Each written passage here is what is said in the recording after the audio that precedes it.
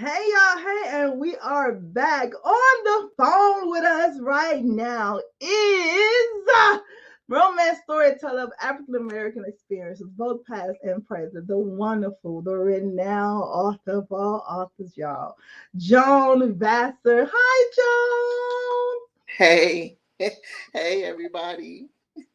How are you, darling? I'm good. I'm good. And I'm happy to be here. I'm happy that you are here too with us. This is so freaking cool. I was like, look, they was like, listen, we can't get Miss Jones' camera to work. I said, look, I take her anyway. She got it. Still picture, a bobblehead. I don't care. I just need her on this show, honey. So I'm so happy that you decided to join us. This is just going to be a treat. Thank you for inviting me. I'm excited to be here. Me too. Now, Miss Jones, you're new to the Brunswick series, so for the first time, we'll take it easy on you, okay? But you're going to Okay. come back, and when you come back, you're gonna be like, I can't deal with these damn people." But we're gonna be good today, okay? Okay. We're gonna be good today. So, Miss Jones, tell us a little bit about yourself outside of the literary world. Like, what is it like in the day in the life of Joan Vassar? I love your name. Uh, and believe it or not, I'm a software analyst, and What? I work 40 Smart, hours a smart. week. Yeah, where I work 40 hours a week, and I write in between those hours. It's just been an experience. But writing is my passion and what I love. But outside that, I'm a mother, I'm a grandmother, and a software analyst. Okay, okay. That's what's up. Grandmama, you don't look like you old enough to have nobody just about to have some children over there. Nobody's child to be that old to have some children. You don't look that old, Miss Jones. I'm just saying. Thank you. I'm just, how old is your Yeah, grandchild? pretty. My grandchildren, I have one 8, one 7, and one 2, and he's gonna be 3. Oh yeah, you full in fat grandma mode, like all the way Yeah, no, in. no, I'm really, yeah, no, no, I got old grandchildren. They not shiny like new pennies. They old No. like nickels. Yeah, yeah. I got old grandchildren. I got 4 children and 2 boys and 2 girls, and then my 2 sons have children. One son, my oldest one, has a boy and a girl, and my youngest son has a boy. Oh, that is so freaking cool. You said the shine wore off already. Damn. Yeah, they You, not. Yeah, they they're not shiny like new pennies now. They old. Yeah, me and them been at it for a little bit now. Mhm. I got you. You sound like my parents. My dad used to be like, They used to be like, oh my God, you got a little girl. He was like, she all right, honey. Get carry on. The shine is gone. Got her smile don't affect me no more. She's good. Right, right. I was like, dang, I'm only like 3. What the hell? I just like, no. A whole mess. Now, Joan, your book, are girl. I'm like, yeah, you looking out the window, making sure ain't no plantation owners coming to pop up. Jeez.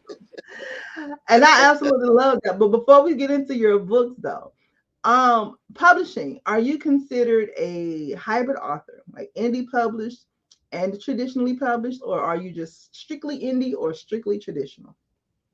I'm strictly indie. Actually, I've never had anybody that was in the publishing world be interested in my work. What? No, You you no. didn't send it to nobody? That's what you're saying? I did send it to people, and people came back and said this is not what, um, you know, essentially this is not what Black people would like to read. And so that you probably need to pick another genre. And so, quite honestly, Black, although I published it in 2016, 15, and then republished it in 2016, it was written in 2000. And I sent it around and no one was interested. And I held on to it for 14 years before I got up the nerve to say, yeah, let me do this. Wow. Yeah. And now, are they interested now? Like, has anybody reached out and said, "Oh, hey, girl, hey, I know I Nope. passed back in 2000. What you doing now?" Nope. No. No. Amazing. Do you But think though now? I also write in a genre that is um it's a rough genre. I have this series that I've written, the Black series, takes place at just when the Civil War is about to happen. So this Right, is a place that you know people are not people have not been interested in it. It's been my passion to write it, but um, you know it has not been the type, and I've been okay with that. I've been right, okay with the fact that I've told a story that is true to the Black experience and accepted that it may not be accepted, and I've done well with it on my own. Black women have shown up to read the work, to talk about the work, and I'm thankful for that. Black women have been better than Head and Shoulders customers. They tell more than two damn people. So yeah, they I've been do. thankful. I've been thankful for that. But it is not, the series has not been, it has not been accepted. Like, people who read it think, oh my God, she's written the series. And when I say I work, people are like, you what? You work? Yes, I Yeah, work. yeah, threw me off too. I'm like, how? Because Yeah, no, I work. I get up at 4 o'clock in the morning, and I write from four till 9 o'clock, and then I shut down my writing and start work.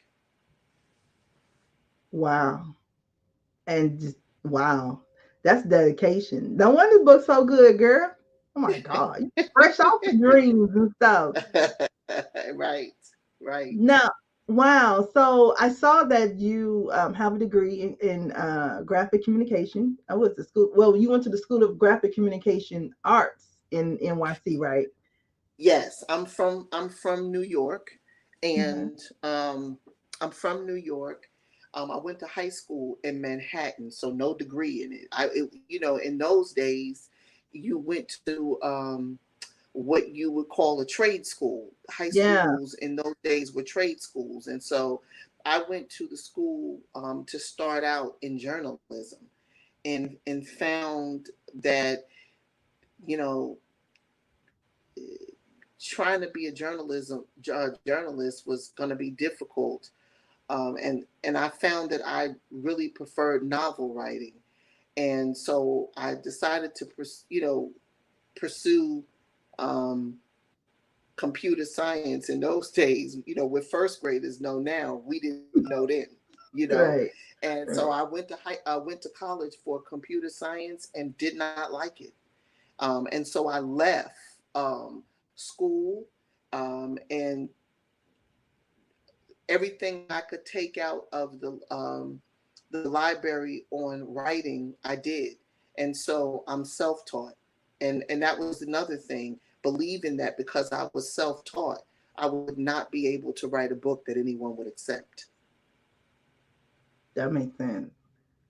Dang. So how did you really feel though when you was like, sending your book out and people was just like, yeah, no. And then just to hear that people who look like you wouldn't even want to read the book though. That's crazy. Well, in the publishing world, I don't think people who look like us are in charge. Well, So that's I was, true. yeah, I was getting, you know, kind of hammered by both sides and being told that this is not the books that people would want to read. And I think that I bought into it to some degree. And it wasn't until I began to realize that I should just be a black author who tells a black story, and I Mm, shouldn't look to white America to explain to me what a black experience is. When I let that go, is when I was able to tell a black story, to entertain anyone who wanted to read. But the truth is, I write with black women in mind. yes, you do. I totally understand. I love that. And speaking of writing, Joan, it brings us to the first segment here, the Brown Book series called Name That Book. where we take a synopsis, a character, or a passage, or something related to one of your books, and you have to name Hmm. that book. Okay. She's Okay. like, oh, here we go, Shay. Put my glasses on because you know I can't see. And of course, you got series. So if we give you a character's name, we meaning, for the star of the, for the book. We need the title of the book that they are the star of. If that makes Okay. sense. All right, here we go. We're gonna make it real simple. I told them not to make it too hard. This is Miss Jones' first time over here with us now. Don't be doing nothing too hard. Make her be like, I ain't coming without them people no more. All right, you ready? I'm ready. First up, name that book. Hmm, this isn't something a 23-year-old should be doing, her grandma would say. I'm going as fast as I can. It's not good when the old folks suck the life out of the young. Introduction to Love and Self. That is Introduction to Love and Self. Oh my Yeah. God. Yeah. Yes. I did Tell us not a little. see that coming. I did not see that coming. You did it. Why? No, no, I didn't. Wow. Awesome though, right? Yes, yes. Tell us a little bit about Introduction to Love and Self. Um, I had a period in my life when my grandmother passed away, and I think it was, right as I was reaching 36, and it's amazing how there's a point where you're getting to know yourself, Yeah. and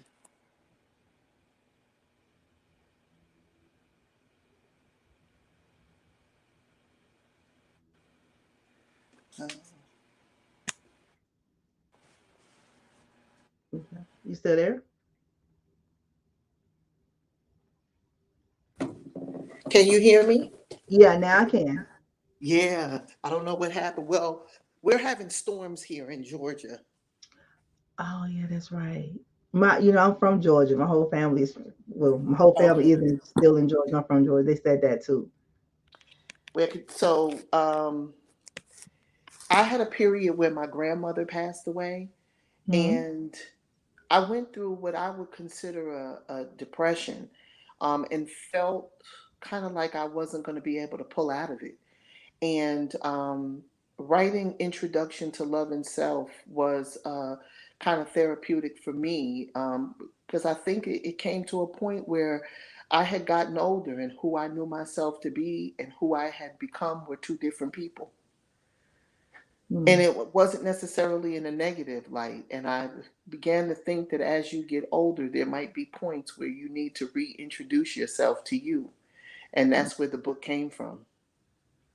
I absolutely love it. All right. So we read the book and be like, hey, Joan, it's the new Joan. Right, right. I absolutely love it. All right. Name that book. Next up. Hmm.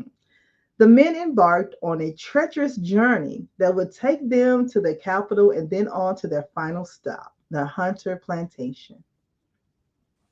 Wow. That sounds like book three, Emancipating James. That is book three. Yeah, that's the book three of the Black series, Emancipating James. See, this is awesome. You're doing great. All right. Next up, character Troy Bryant.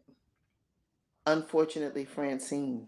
Unfortunately, Francine. Hey, unfortunately, Francine. Tell us a little bit about Miss Francine, honey.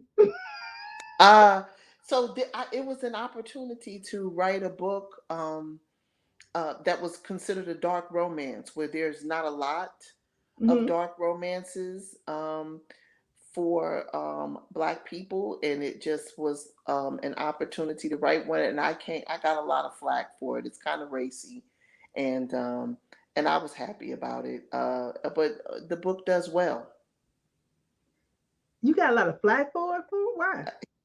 because um, I had, family members and friends. My aunt, she's in her late 70s. She said, Joan, I need to ask you, is you a hoe? Because this book make me think you's a hoe.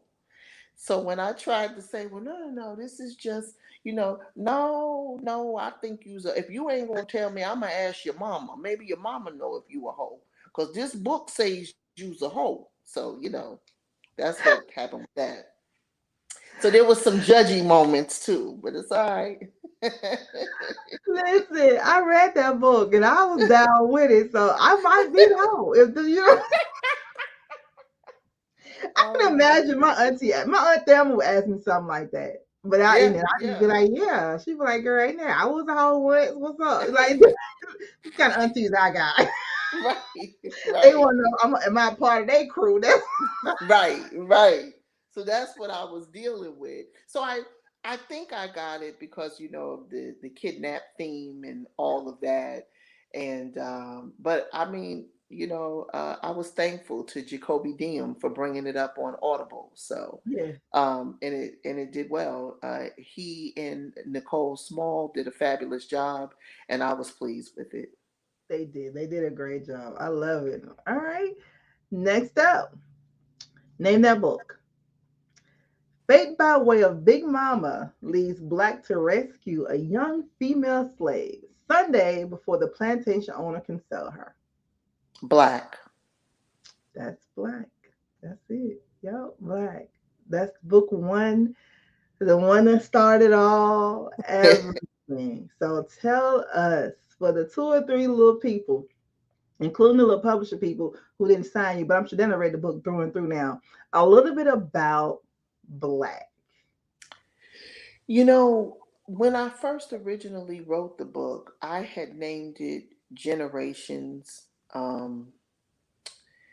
and was trying to decide, um, to tell this kind of a historical fiction where he would be the hero of the book.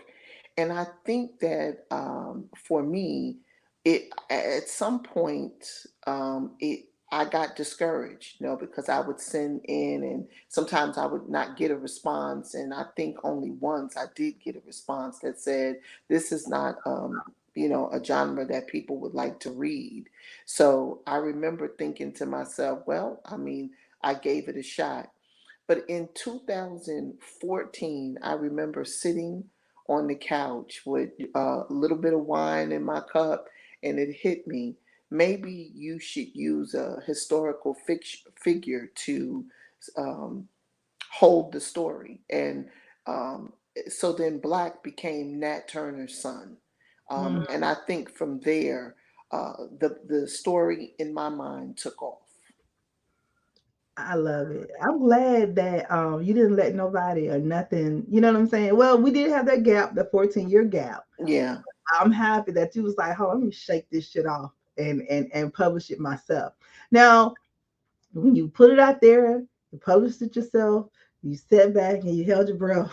When you got your first review that wasn't, mama or auntie now, what was your reaction? So I did a book bub is where I paid for a campaign and Mhm. allowed people to download the book for free because the book was over a year old. And because you could have a mousetrap that you built that's great, but if people don't know about it, it doesn't get used. That's And right. so I went to BookBub. I paid for a campaign for it to be free for a certain amount of days. And I remember thinking, if I can just get 200 people who don't know me, maybe this will work. And um, I paid for the campaign, and I want to say it was $350. And I kept thinking to myself, I'm probably not going to eat for a week over this. And I paid the money, and I thought I'm probably not going to get any downloads. And I think by the end of that week, 32,000 people downloaded the book for free. And I remember thinking, wow, I really didn't want to give away 32,000. But I mean, nobody knew about the book, and it was the digital version. And I don't think I thought about it.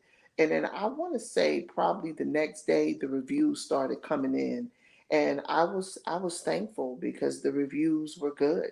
And then people started coming to my Facebook page.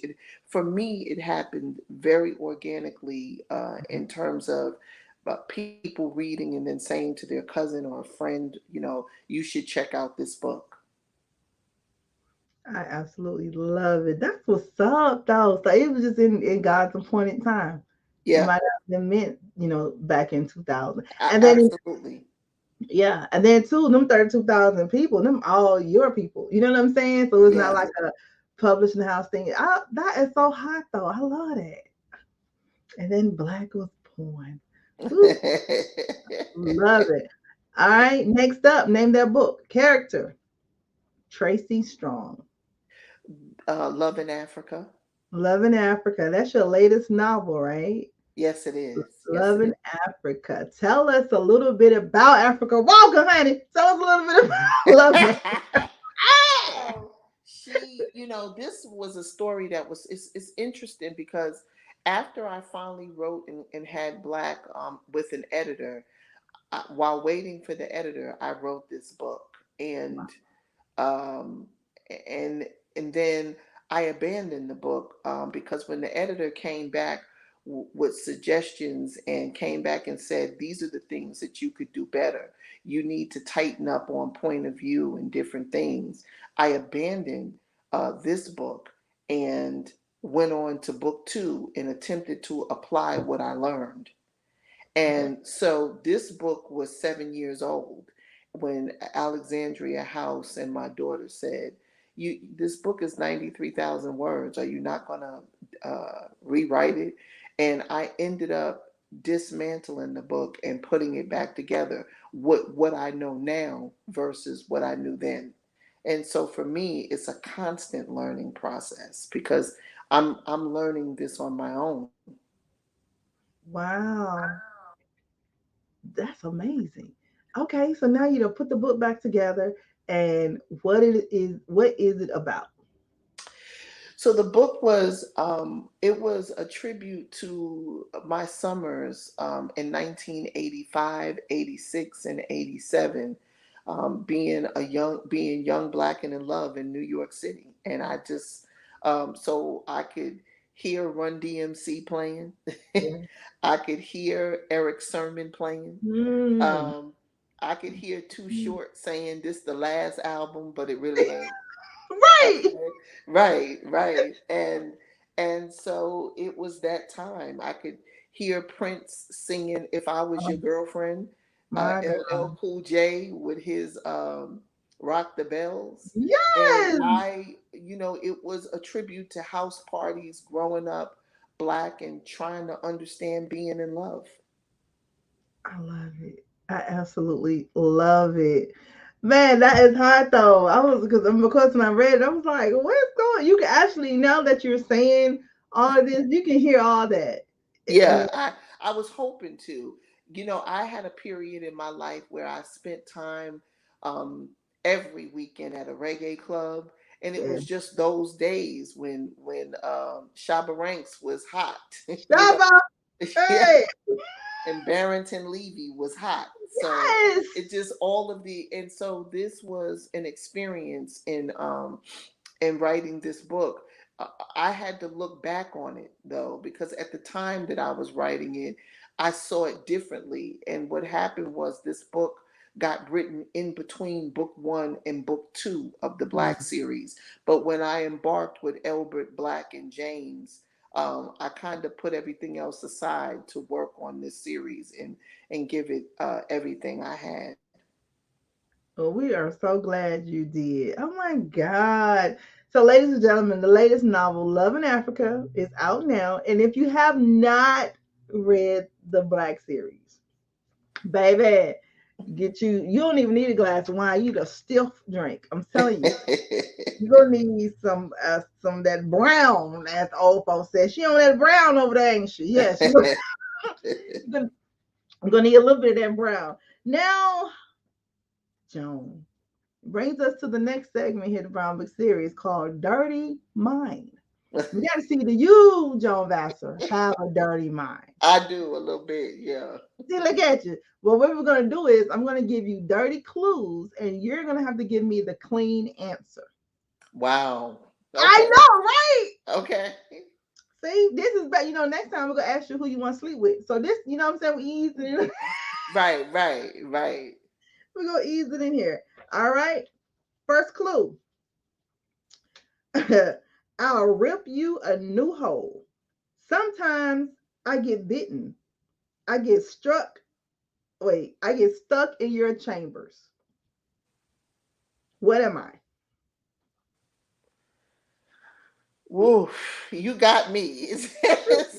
Say that again. Wait, here we go. I'll rip you a new hole. Sometimes I get bitten. I get stuck in your chamber. What am I? I don't even know. I don't know. A bullet. Oh,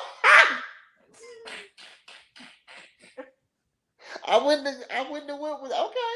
Okay. Oh my goodness. Makes Oh yeah. sense. It makes sense now, right? It does make sense. Yes. Yeah. All right, next up. The bigger I am, the more I satisfy you. I usually come on Fridays. I help you with your deposit. What am I? The bigger I am, The more I satisfy you. I usually come on Fridays. I help you with your deposit. is it a bank account? Oh, who? A bank account? What? It's payday. Oh, You know, it's payday. Okay. it's Okay. payday. But listen, you was close though. You know what I'm saying? You was in Thank the you. realm I of should it. get So like a fraction of a point for that one. you should. You are. We'll give you, we'll give you a fraction of a point for that one. You was on it though. I love it. All right. Oh snap. All right, next up. I like to stick vegetables in my hole. I have a famous Peter. Some people have a fetish for my feet. What am I? A fetish for my feet? Yep. I like to stick vegetable in my hole. I have a Is that a famous. rabbit? It's a rabbit. Yeah. It's a rabbit, girl. You getting it, girl. You getting it. All right. Next up. When you're jealous, you eat me out. I'm only good for pumping. My liquid comes in spurts. Ooh. I'm only good for pumping. My liquid comes in spurts. When you're jealous, you eat me out. And you're jealous? Ah, I don't know. A green M&M? it's a heart. I wouldn't have got that one. Oh my God. It's a heart. You're doing great though. Let me see here. All right. I'm going to do one more. You ready? Okay. When I come, the night's over. I can't do it in the dark. I always get it up in the morning. The sunrise? You're the sunrise. Y'all say, oh, listen, she cleaning her dirty mind. Like, I'm clearing it. I Right, got right. this. I absolutely love it. Ladies and gentlemen, Joan Vassar does not have a dirty Thank you. mind. Thank you. I absolutely love it. Joan, author's moments. What's your most urgent priority for the rest of the year? Um, I'm working on a book called Sedition. It takes place in 1925 in My rural Georgia. Hi, And that Georgia. has been, yeah, that has been my priority. And I am, um, just trying to, I would like to get back to the Unfortunate series this year and start book two. And I think I have it plotted out. So for me, that those are my two urgent things right now.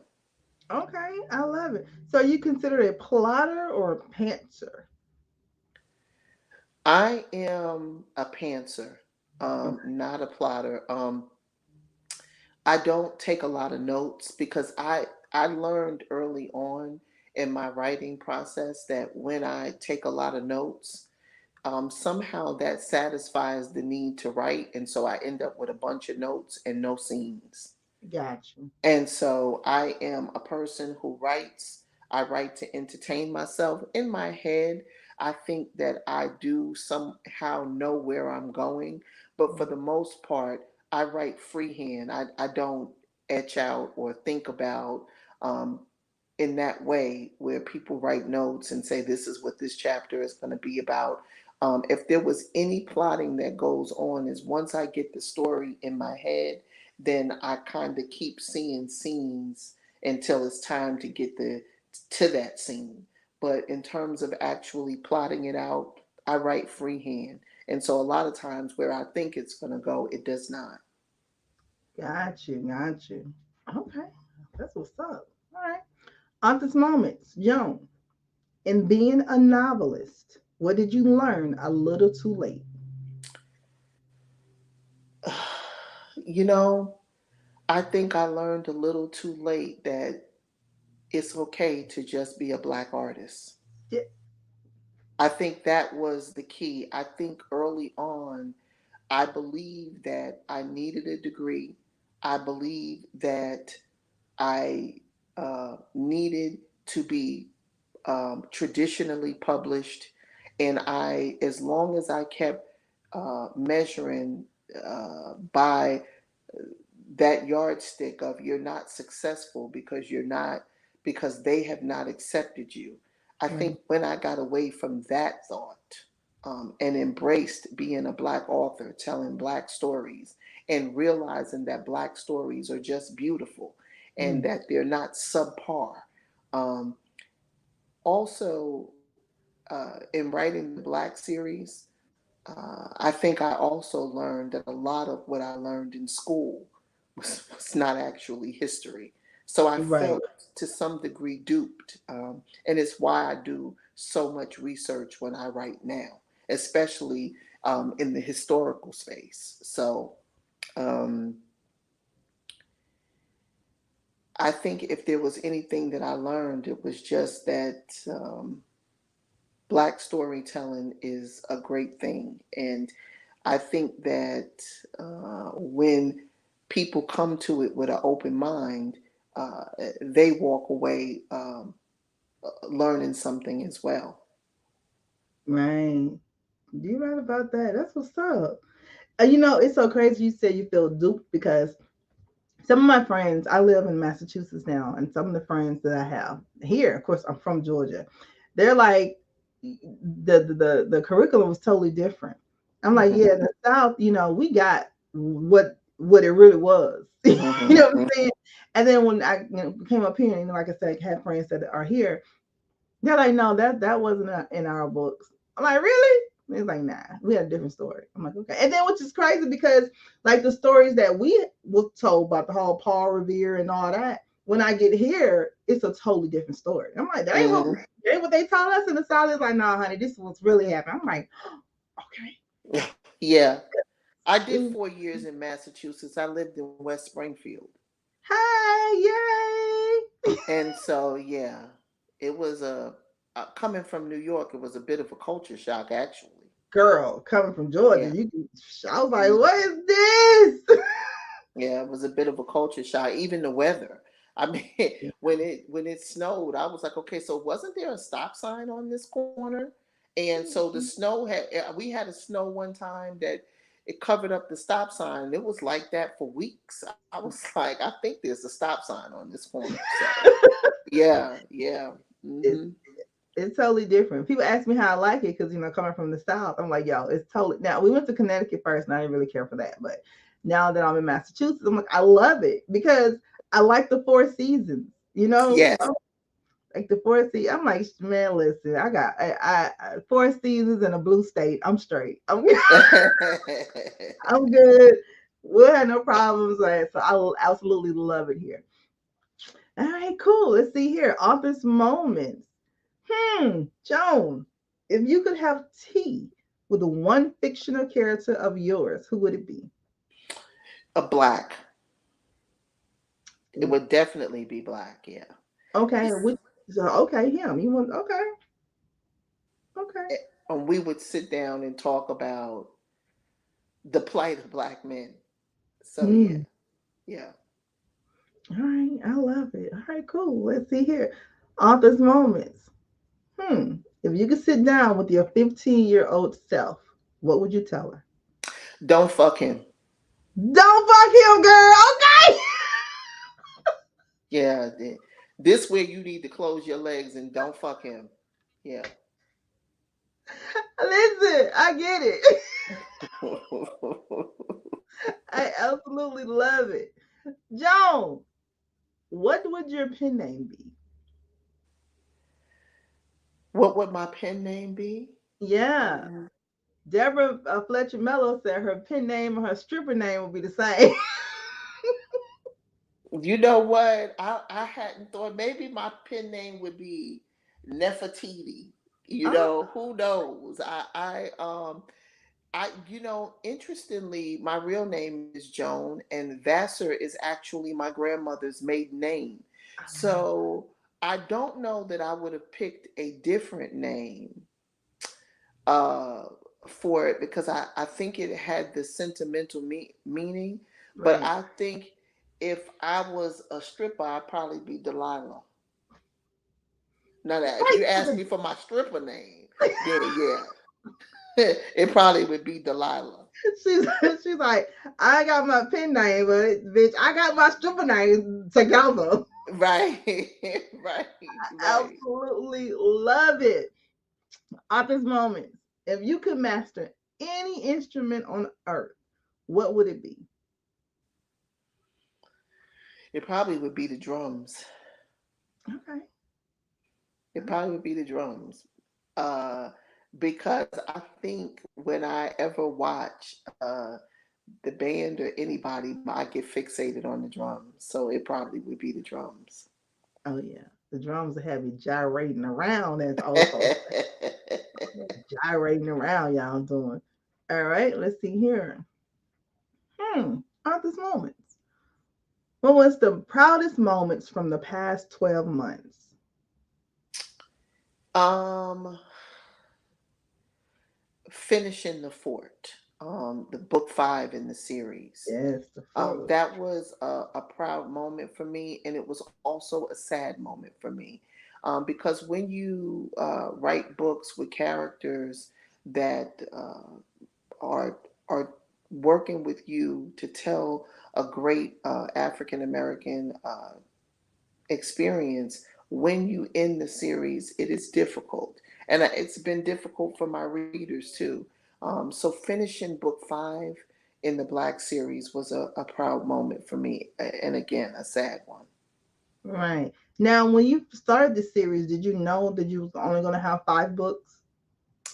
When I started the series, it was just to try my hand at writing historical fiction. I did not even think I was going to write any other books, because I don't really consider myself a historical fiction writer. I considered myself a contemporary writer who, wrote a really good historical fiction book. But then um, people kept saying, "So what about Elbert? What about this character? What about that character?" And I said, you know what, I think I'm gonna buckle down, and I went through the series. I think a proud moment for me in the series, besides the last 12 months, is when Jacoby Diem said, I will read the Black series for you and help you bring it up on Audible. That was a happy moment for me, because it helped me reach um, a different medium. But for the most part, no, I did not think I was going to write a story outside Black. Wow. Oh, I'm glad you did, girl. I'm so happy that you did. All right, let's see here. Author's moments. What's the one dream that you've tucked away? you know, I don't know if I tucked this away or it became unimportant, but at one point I wanted to be a recognized author for the books I wrote, and I wanted it to be a good experience. And I think my understanding of what being a popular author is and what it actually is two different things. So Mm, it was a tuck away, and I think for me, um, being recognized in the Black community and them uh, loving the book and the women showing up and your people reading the work, I think it was a dream I didn't understand. And I think Black women, myself and the women who read me, I think they've given me a new love for self, for right, being. And so I think what I thought was a dream that I was tucked away was being a popular author. right. That kind of changed to just being a popular author that Black women loved, and I Mm. think that became a dream that I didn't realize. And so now that it has happened, um, I I it's humbling. Got you. I love it. I absolutely love it. That's what's up. Yeah. All right. Author's moments. What's something you tried really hard to like but just couldn't? Um, Something I tried really hard to it was exercise. Yeah, no, I don't want to be bothered with exercise. I'll be out there walking with my daughter and not being happy about it. I don't like it. I get listen, I be trying hard too. My Peloton bike be looking at me, I be looking at him. He rolled eyes at me, I roll my eyes back. I'm like, whatever, I ain't playing with you today. My Peloton don't even look at me no more. You don't even No, it don't even. At least yours cares enough to roll your eyes, its eyes, but mine don't. Mine like fuck it. She just don't care. So yeah, it's just in that room by itself, and I don't even look down the hall. That's where I'm at with Oh my God, listen, I'm with you on that. I'm with you on that. I be it. like, I just be a struggle, Jesus. Others moments, Joan.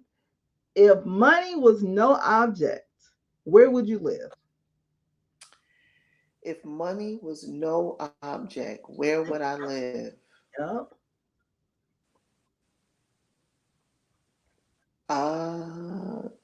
You know, I'm such a boring person. It probably like I'm really maybe Hawaii Okay. and just kind of on the beach. Yeah, maybe Hawaii. Um, Fine. I don't think anywhere else. I'm just not an outdoorsy kind of person. So maybe I would stay at a nice hotel where everybody brings me stuff and somebody actually exercises for me and I lose weight. You But know not what?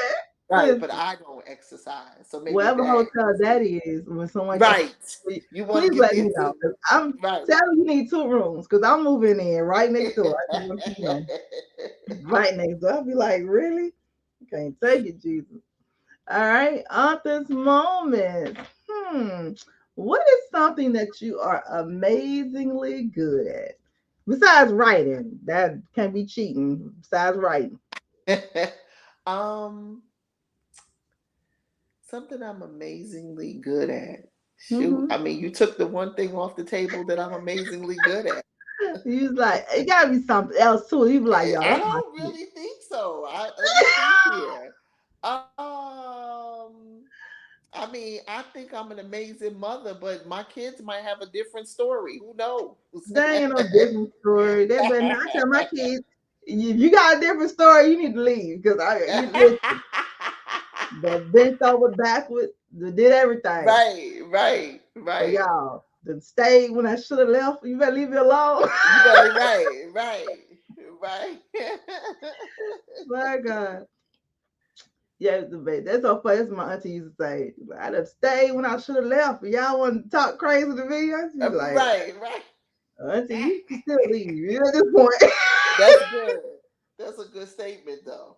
Yeah, I was like, dang, my God. You talking about us and him. Like, what's Right, what really right, happened? They should be talking about both of us though, but it's okay. right. I just came up to the house. All right, let's see here. Arthur's moments. Ah, there you go. This is what I keep messing up. What's one mistake you keep repeating? Not exercising. That's the mistake. That's the one. That's the one. I get to the doctor and he be like, "Miss, oh, just- wow, you know." The doctor's So like, so you just not gonna act right, huh? yeah, he's like, so you can't write all day and not walk. It's gonna put weight on you. I said, really? I mean, like, wow, okay. So yeah, it's that. And so I've been trying to get myself moving because sitting all day does tax you. And I Yeah, do a lot of sitting because of the writing and because your of job. working. Yeah. Absolutely. Absolutely. Oh my God. All right, let's see here. Arthur's moments. What is your favorite holiday and why? Um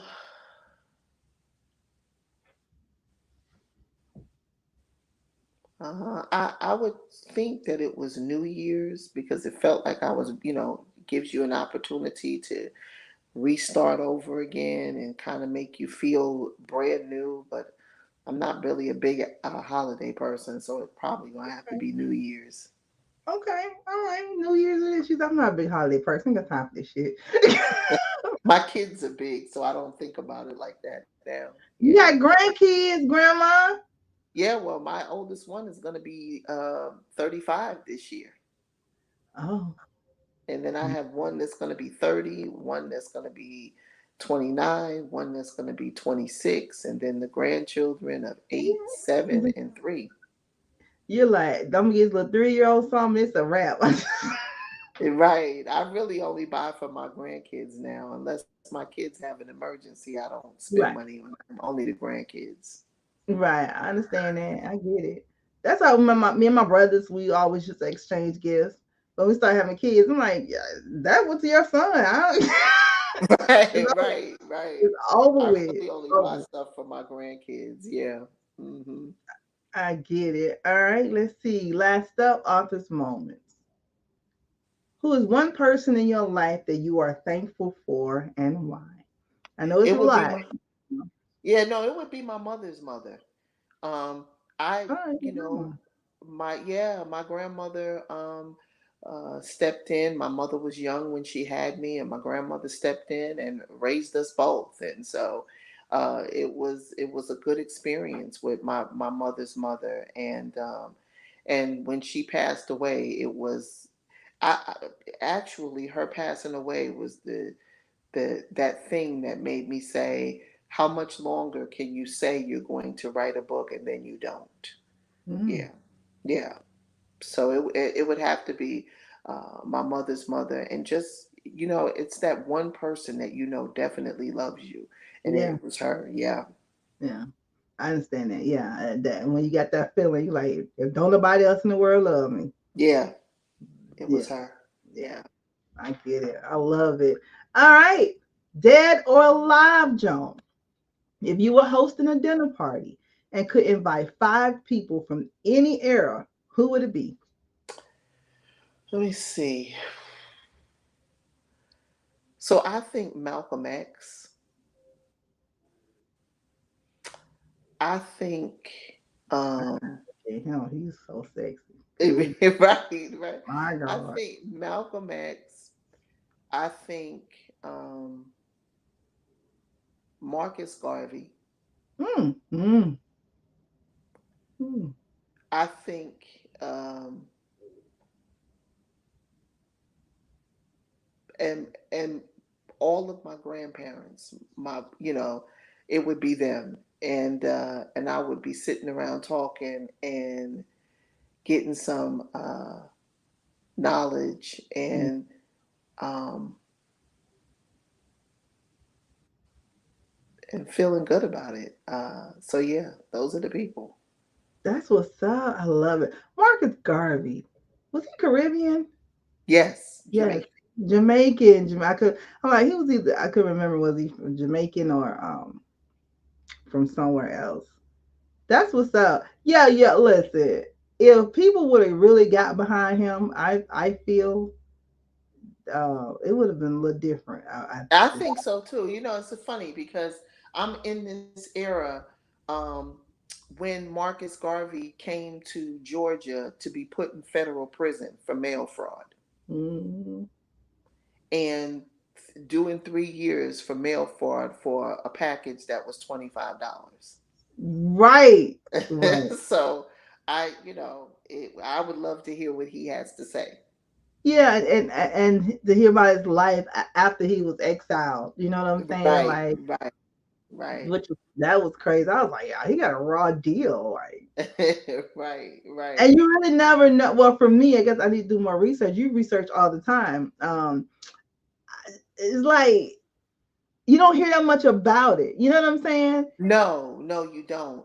But I think for me, writing historically, it has put a new spin on what it means to be black because a lot of what I understood about American history and what has actually happened.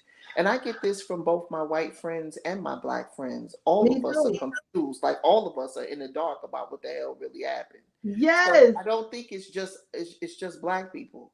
I've had my best friend is an older woman who is white, and she has said on several occasions, "I didn't know that shit either." Yeah, yeah. And so Yeah, she and I have really good conversation, and I think it broadens who I am because she's also older and has seen more.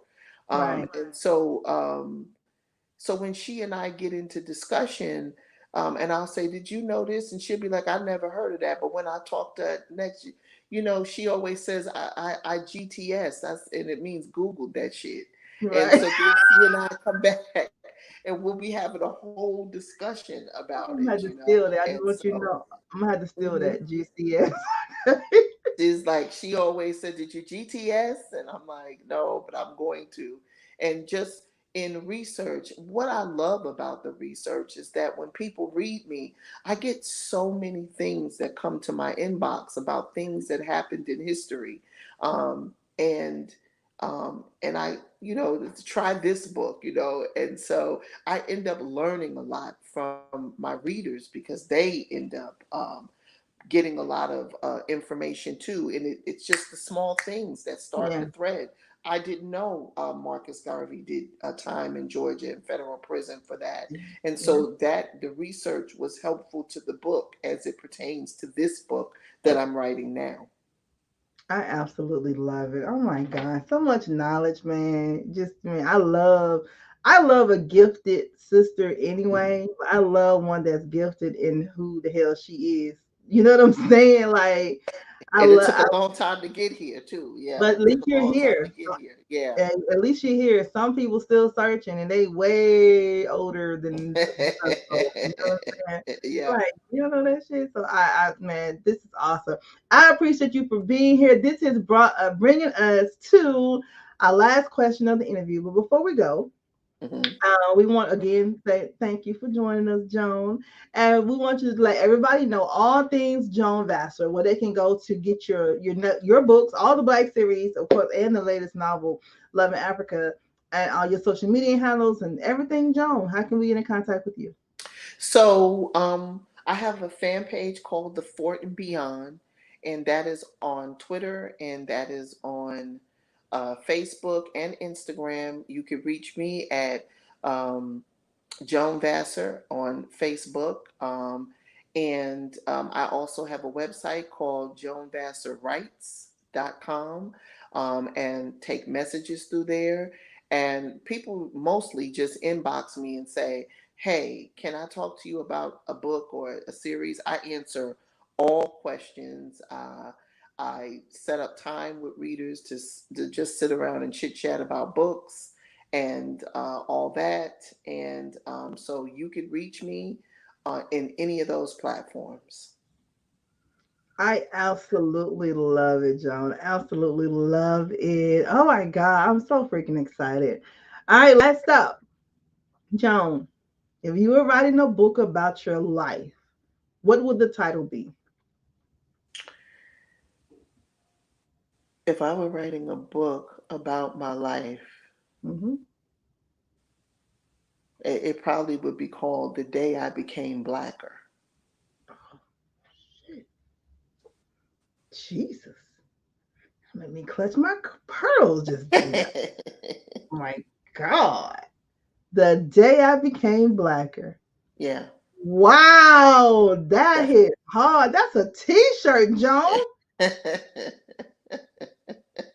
I would Yeah. have to say that would definitely, that kind of sizes up who I am as a writer, as a black woman, all of these things. But I think as I wrote the Black series, with every book, I became blacker, and it was just a good thing. And I think that people enjoy me more because I've embraced who I am, and I've gotten away from even the stereotypes that linger in black people's heads.